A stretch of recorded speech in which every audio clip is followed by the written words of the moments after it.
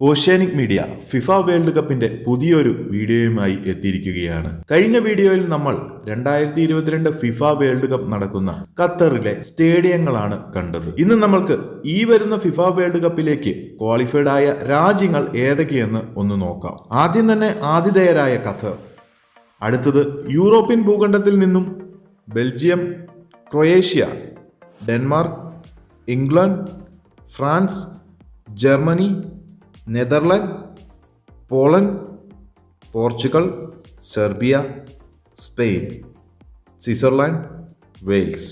ഇനി south American ഭൂഖണ്ഡത്തിൽ നിന്നും Argentina, Brazil, Ecuador, Uruguay. അടുത്തത് north central American and Caribbean ഏരിയയിൽ നിന്നും കാനഡ, കോസ്റ്റാറിക്ക, മെക്സിക്കോ, USA. ഇനി ഏഷ്യൻ ഭൂഖണ്ഡത്തിൽ നിന്നും ആതിഥേയ രാജ്യമായ ഖത്തർ ഉൾപ്പെടെ Iran, Japan, Saudi Arabia, south Korea.